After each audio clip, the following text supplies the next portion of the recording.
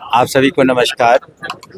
जो हमारी विभागीय बैठक हुई थी, हम लोगों ने समीक्षा कर ली है। तो टीआरई 4 हम लोग निश्चित रूप से शीघ्र करेंगे। और उसमें देखा होगा आपने कि उसमें जो महिला हैं जो बिहार की निवासी हैं, उनको 35% का आरक्षण भी दिया गया। और जहाँ तक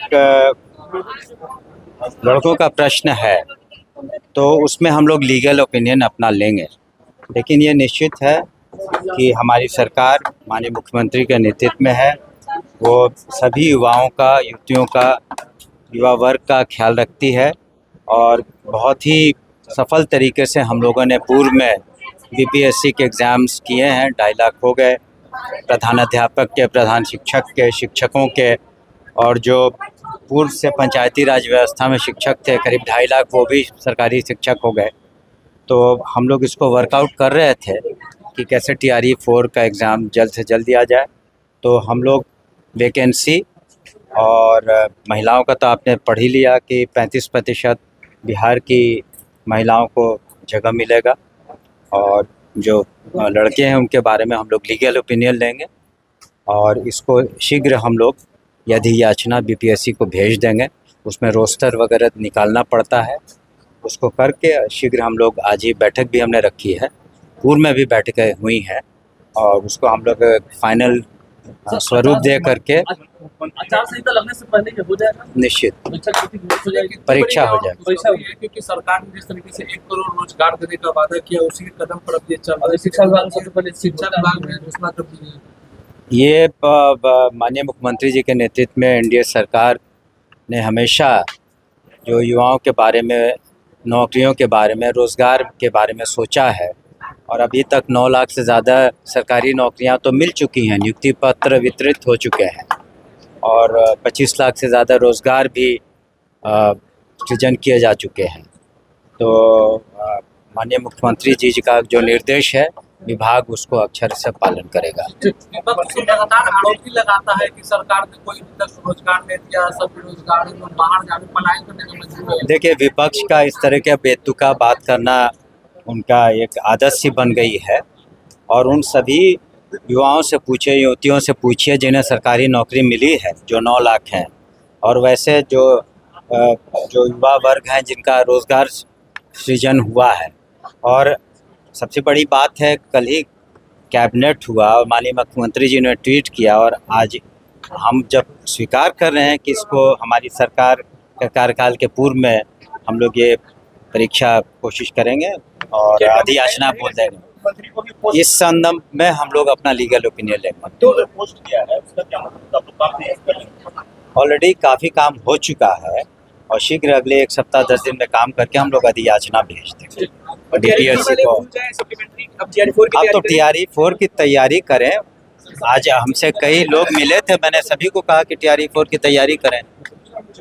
नमस्कार, आप देख रहे हैं द बिहार टॉप में हूं आदेशपुरी। बीपीएससी के द्वारा चौथे चरण की शिक्षक बहाली बहुत जल्द ली जाएगी और आचार संहिता लगने से पहले इसका एग्जाम भी हो जाएगा। यानी कि जिस तरह टीआरई 1 और टीआरई 2 हड़बड़ी में कराया गया, उसी हड़बड़ी में टीआरई 4 का भी आयोजन कराया जाएगा।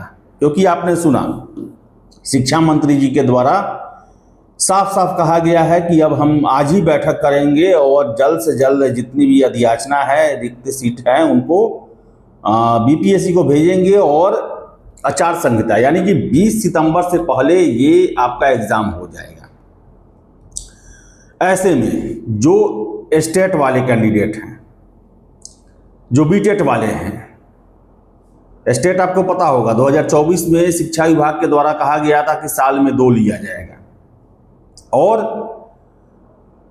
1 ही हुआ, 25 में अब तक नहीं हुआ है। ऐसे में 2022 से 24, फिर से 23 से 25 वाले जो स्टेट में बैठना चाहते हैं, जो बीएड किए हैं, जो डीएलएड किए हुए हैं, जो पीजी किए हुए हैं, वो इस एग्जाम में शामिल नहीं हो पाएंगे। क्योंकि आप ही देखिए, आज 16 जुलाई है। मान लेते हैं कितना भी जल्दी किया जाए तो जुलाई लास्ट तक इसका नोटिफिकेशन आ जाता है। लेकिन आप सोचिए स्टेट का फिर क्या होगा। क्या TRE 1, 2, 3 वाले कैंडिडेट को ही फिर TRE 4 का मौका दिया जाएगा, इसके बाद वाले छात्र? और ऐसी खबरें निकल के आ रही है कि बिहार में अभी 1,60,000 शिक्षकों के पद खाली हैं। 90,000 के आसपास बताया जा रहा है कि TRE 4 के तहत बहाली होगी और बाद में 60,000 बचेगा, जिसका बाद में अगले चरण में किया जाएगा। और बताएं आपको हम कि एक बहुत बड़ी संख्या है छात्रों की, और ये छात्र जो है बिहार में जिस तरह शिक्षक की नौकरी दी जा रही थी उसके वजह से B.Ed किए, ये PG किए, DLED किए, और इनका जब स्टेट परीक्षा ही नहीं होगा, पात्रता परीक्षा ही नहीं होगा, तो इनकी आखिर डिग्री लेने का क्या मतलब है? चुनाव के बाद सबको पता है कि बहाली प्रक्रिया पर रोक लग जाएगी। रोक मैं इसलिए कह रहा हूं क्योंकि ये बहाली भी, TRE 4 की बहाली भी सरकार चुनाव के दबाव के चलते दे रही है। कुछ दिन पहले ही डाटा आया था जिसमें यह बताया गया था कि राष्ट्रीय औसत जो शिक्षक और छात्र की है उससे कम बिहार का हो गया है, यानी कि बिहार का सबसे अच्छा अभी रिकॉर्ड है। और पूरा शिक्षा विभाग अभी तक ट्रांसफर पोस्टिंग इन शिक्षकों के एडजस्टमेंट में ही लगा हुआ है। ऊपर से जब 90,000 और आ जाएंगे, चुनाव खत्म होगा। आपको क्या लगता है कि सरकार की उस समय प्राथमिकताओं में शिक्षक बहाली होगा? यह भी आशंका जताई जा रही है कि 2-3 साल बहाली नहीं आए, और यही चिंता 2022, 24, 23, 25 में जो B.Ed किए हैं, DLED किए हुए हैं, PG किए हुए हैं, उन कैंडिडेट को सता रही है। और शिक्षक बहाली देखा जाए तो तीनों शिक्षक बहाली जितना हड़बड़ी में लिया गया, छात्र को संभलने का मौका ही नहीं दिया गया। और चौथा भी देख लीजिए आप, बिना स्टेट लिए आप दे रहे हैं। चलिए 2024 में स्टेट का एक एग्जाम हुआ, बहुत सारे लोग पास किए, लेकिन स्टेट तो हर एक साल लेना चाहिए। तो ये छात्र जो हैं वो गुजारिश कर रहे हैं कि स्टेट का परीक्षा लिया जाए और केवल एक ही कैंडिडेट को मौका हमेशा ना दिया जाए। 2024 में स्टेट हुआ, बहुत सारे लोग पास किए और वो लोग भी इंतजार कर रहे हैं, लेकिन सरकार का काम है कि जितने ज़्यादा से ज़्यादा लोग हैं, ये तो पात्रता परीक्षा है, इसमें तो कोई नौकरी मिलने वाली है नहीं। और सरकार के द्वारा ही वादा किया गया था कि हर एक साल 2 होगा, लेकिन 2 साल में 1 ही हुआ। तो इस पर विचार होना चाहिए। और इस तरह जो स्टेट किए हुए हैं, जो TRE 1, TRE 2, TRE 3 में नहीं चयनित हो पाए, उनके लिए सुनहरा मौका है।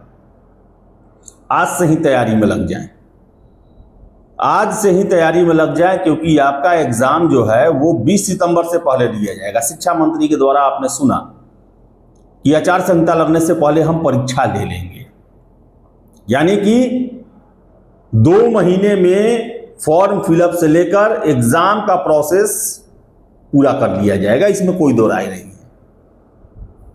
तो जी जान से तैयारी करें। हालांकि डोमिसाइल को लेकर यह कहा गया है कि हम इस पर लीगल एक्सपर्ट से राय लेंगे कि डोमिसाइल दिया जा सकता है कि नहीं दिया जा सकता है। यानी कहने का मतलब है डोमिसाइल को लेकर भी सरकार ध्यान में रखी हुई है, और हो न हो मुझे लगता है TRE 4 में डायरेक्ट या इनडायरेक्ट डोमिसाइल लगना ही लगना है, क्योंकि लीगल राय लेने का मतलब है कि सरकार इस दिशा में प्रयास कर रही है। सरकार के प्राथमिकताओं में है कि हम TRE 4 डोमिसाइल के साथ दें, ताकि ज़्यादा से ज़्यादा बिहार के युवाओं को नौकरी लगे और इसका ज़्यादा से ज़्यादा फायदा सरकार को हो सके। तो इसमें कोई दो राय नहीं है, डोमिसाइल प्रत्यक्ष हो या अप्रत्यक्ष हो, ज़्यादा से ज़्यादा कोशिश किया जाएगा कि बिहार के युवाओं की ही नौकरी इस एग्ज़ाम के थ्रू हो। तो बताएं कि TRE 4 की घोषणा होने के बाद से छात्रों में उल्लास है, खुशी है, लेकिन वैसे छात्र जो स्टेट की परीक्षा पास नहीं किए हैं और उस योग्य हैं, उनमें निराशा व्याप्त है कि आखिर हमारा क्या होगा। हमारे एग्ज़ाम को लेकर सरकार ने चुप्पी क्यों थाम रखी है, जबकि हमने इसके लिए हाई कोर्ट से लेकर BSEB शिक्षा विभाग तक न जाने क्या क्या प्रयास नहीं किए। तो देखिए क्या होता है। उम्मीद रखिए, हो ना हो 2023 में जिस तरह स्टेट का एग्जाम लिया गया, कहीं उसी हड़बड़ी में ये भी एग्जाम लिया जाए, उसके लिए भी आप तैयार रहें। तो देखिए आगे आगे क्या होता है। फिलहाल इस वीडियो में इतना ही। वीडियो पसंद आए लाइक शेयर करें, हमारे चैनल द बिहार टॉप को सब्सक्राइब जरूर कर लें। धन्यवाद।